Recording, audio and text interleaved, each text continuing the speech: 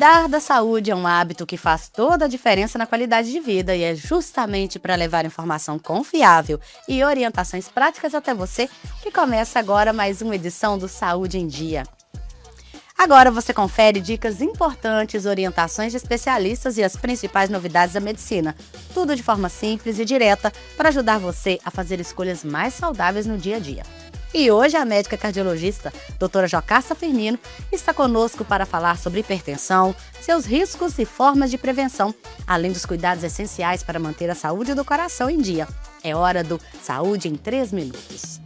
Olá, Rose, olá, telespectadores. Hoje nosso intuito é alertar um pouquinho aqui sobre o que é hipertensão, seus fatores de risco, suas complicações e sobre o tratamento da hipertensão. A hipertensão é uma doença crônica, né? Ou seja, é uma doença que não tem cura, mas que ela tem controle, no qual hoje, né, a nossa diretriz brasileira de cardiologia, ela classifica como hipertenso aquele paciente que tem uma pressão arterial maior ou igual a 140/80, e além disso hoje a diretriz, ela nos reforça, né, a importância também daqueles pacientes que têm a pressão 12/8, 13/8, né, no qual esse paciente ele já deve ter um cuidado redobrado, pois esse paciente já tem, né, além disso, um risco cardiovascular aumentado. E quais são os pacientes que são propícios a ter hipertensão? Quais são os fatores de risco para a hipertensão? Então, entre os principais fatores de risco para a hipertensão estão aqueles pacientes, né, que são obesos, que tem casos, né, de dislipidemias, ou seja, o famoso colesterol alto, aquele paciente, né, que faz o consumo exagerado de alimentos industrializados, alimentos ricos em sal, aquele paciente que não pratica atividade física e, além de tudo, mais importante, aquele paciente que tem casos na família de hipertensão. Os estudos também vêm mostrando para nós que jovens também estão cada vez mais ficando hipertensos, né, tem tido um crescimento importante nessa classe de hipertenso. Isso se deve ao não rastreio adequado, né, ao estilo de vida que esse jovem leva e até mesmo pela própria história familiar. Uma vez diagnosticado como hipertenso, né, esse paciente ele deve o quê? Seguir um estilo de vida saudável, que é o famoso MEV, né, mudança no estilo de vida. Deve melhorar a sua alimentação, ou seja, diminuir, né, o consumo de alimentos industrializados, optar por alimentos mais naturais, como verdura, legumes, a prática de atividade física, né, pelo menos 150 minutos de atividade física por semana, cessar o tabagismo, o etilismo e um bom acompanhamento. Eu falo que nós, cardiologistas, a nossa dificuldade não é diagnosticar a hipertensão, mas sim de alertar esses pacientes como que é importante eles aderirem à mudança do estilo de vida e à prevenção, porque a prevenção ainda ela é o melhor remédio. Geralmente, a hipertensão ela é silenciosa, mas uma vez que não se trata, né, ou seja, esses níveis pressóricos tendem a ficar sempre elevados, esse paciente ele pode ter queixa de tontura, de fraqueza, de dor no peito, de falta de ar, né? E com isso, né, uma vez não controlado essa pressão, ele pode ter futuramente problemas como a insuficiência cardíaca, o famoso AVC e além de doença renal. Como eu disse, a hipertensão ela é uma doença, né, altamente tratável. Ou seja, ela tem diagnóstico, ela não tem cura, ela tem tratamento. Então é importante frisar que a prevenção ainda continua sendo o melhor remédio para a prevenção da hipertensão. E gostaria de alertar vocês quanto à automedicação, tá? Então é importante procurar um especialista, ou seja, um cardiologista, fazer um diagnóstico precoce dessa hipertensão a fim de minimizar e até evitar complicações futuras. Não saia daí. No próximo bloco é hora do Descomplicando o Diagnóstico. Já já a gente volta.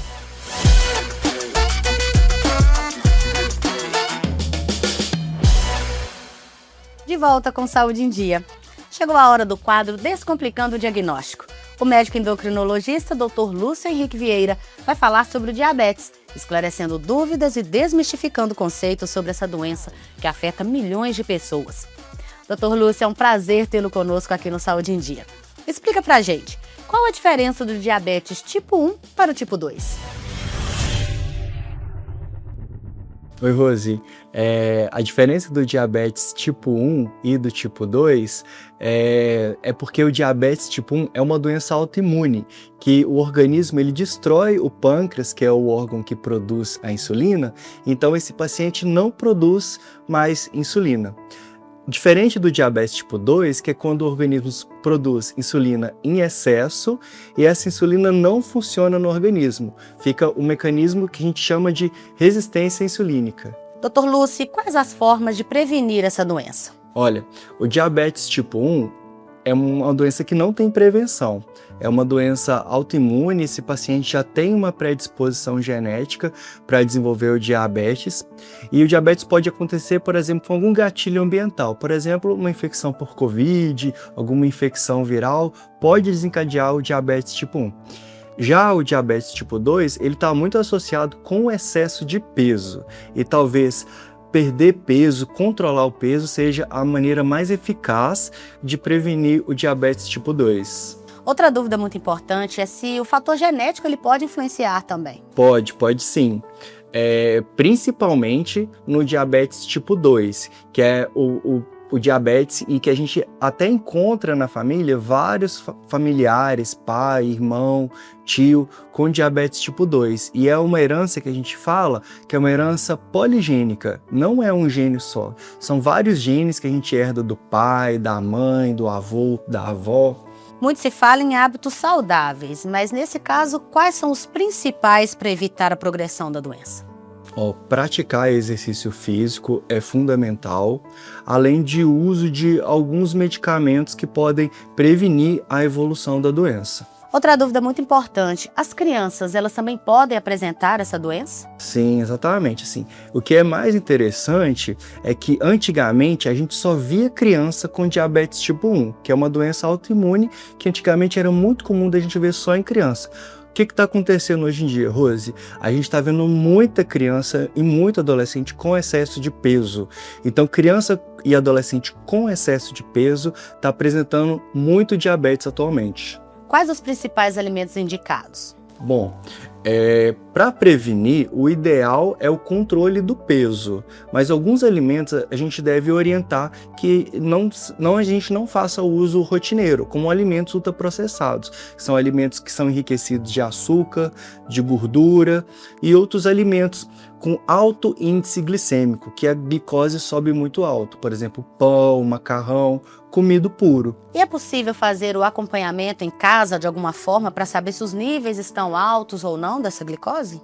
Pode. Hoje em dia existem aparelhos que os pacientes podem comprar, monitorizar, né? Pode usar o glicosímetro capilar, que é aquele que a gente vê mais nos postos de saúde, que fura a pontinha do dedo, mas hoje existe um aparelho que a gente chama de sensor intersticial de glicose, que é um aparelhinho que coloca aqui no braço e ele monitora durante 24 horas o resultado da glicose, e esse resultado ele pode acompanhar direto pelo celular sem precisar ficar picando toda hora. E agora uma das principais dúvidas, quais os sintomas do diabetes? Existem sintomas típicos e sintomas sugestivos. Os sintomas típicos é urinar além do normal, beber muita água, ficar com muita sede, perder peso de forma não intencional.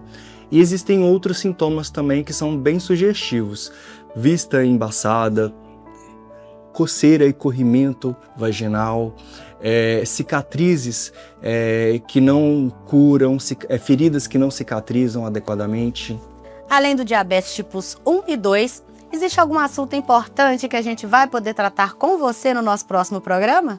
Pode sim, Rose. E isso é muito interessante, porque existem inúmeros tipos de diabetes e eles têm causas e tratamentos também muito diferentes. Por exemplo, o diabetes gestacional é um tipo de diabetes bem diferente. Existe diabetes associado com o uso de medicamentos, os diabetes associados com corticoide, com infecções e diabetes com uma causa genética isolada ou uma causa endocrinológica isolada. Dr. Lúcio, muito obrigada pela participação e pelos esclarecimentos. E depois de aprender tanto sobre prevenção e cuidados com os nossos especialistas, agora é hora de ficar por dentro das principais notícias sobre a saúde do coração. Está no ar o Conexão Saúde.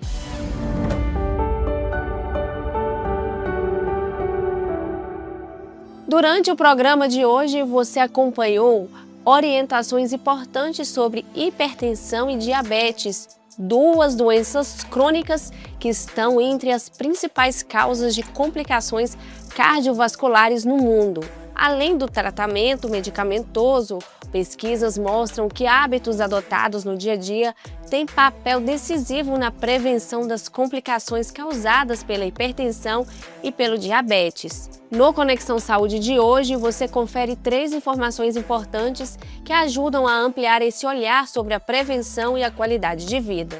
Segundo a Organização Mundial da Saúde, a OMS, um adulto ele deve consumir menos de 5 gramas de sal por dia, o equivalente a cerca de uma colher de chá. No entanto, a maior parte da população ultrapassa esse limite. Grande parte desse sal está escondida em alimentos ultraprocessados, como embutidos, macarrão instantâneo, temperos prontos, salgadinhos e refeições industrializadas. Já a Sociedade Brasileira de Cardiologia reforça que reduzir o consumo de sódio é uma das medidas mais eficazes para prevenir e controlar a hipertensão arterial, diminuindo também o risco de infarto e acidente vascular cerebral. Uma dica simples é experimentar uma mistura de temperos naturais, como alho, cebola, ervas frescas e especiarias que ajudam a reduzir a necessidade de sal sem comprometer o sabor dos alimentos. A Organização Mundial da Saúde recomenda que adultos pratiquem entre 150 e 300 minutos de atividade física moderada por semana. De acordo com a entidade, manter o corpo em movimento reduz o risco de doenças cardiovasculares, diabetes tipo 2 e hipertensão, além de contribuir para o controle do peso, melhorar a qualidade do sono e favorecer a saúde mental. A Associação Americana do Coração, uma das principais instituições de cardiologia do mundo, também destaca que atividades simples, como caminhadas regulares, já proporcionam benefícios importantes para o coração quando realizadas de forma contínua. Além de ajudar no controle do peso, a atividade física aumenta a sensibilidade do organismo à insulina, facilitando o controle da glicemia em pessoas com diabetes tipo 2. Ela também contribui para reduzir a pressão arterial e na melhora do funcionamento do sistema cardiovascular. O Ministério da Saúde alerta que tanto a hipertensão quanto o diabetes podem permanecer silenciosos por muitos anos, o que reforça a importância dos exames periódicos. Segundo o Ministério, medir regularmente a pressão arterial e realizar exames para avaliar os níveis de glicose são atitudes fundamentais para o diagnóstico precoce.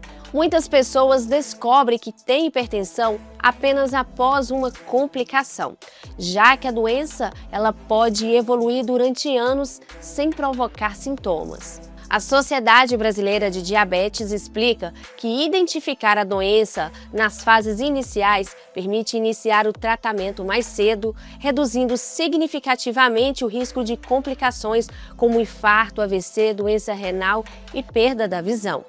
Por isso, especialistas orientam que pessoas com fatores de risco, como o histórico familiar, excesso de peso, sedentarismo e idade mais avançada, mantenham acompanhamento regular com os serviços de saúde. Como vimos, a prevenção continua sendo a melhor aliada da saúde. Hipertensão e diabetes podem acompanhar uma pessoa por muitos anos, mas informação, prevenção e acompanhamento adequado fazem toda a diferença para reduzir os riscos e preservar a qualidade de vida. Pequenas mudanças de hábito podem representar grandes benefícios para a saúde do coração, dos rins, dos vasos sanguíneos e de todo o organismo. Esse foi o Conexão Saúde de hoje. Até a próxima! Quantas dicas valiosas tivemos hoje, não é? Da atenção com a pressão e o diabetes até as notícias mais recentes da área médica. Agora a decisão está com você. Que tal começar a colocar em prática esse cuidado ainda hoje? Nós agradecemos o seu carinho e a sua audiência. Semana que vem tem mais informação confiável esperando por você. Obrigada pela companhia. Tchau, tchau.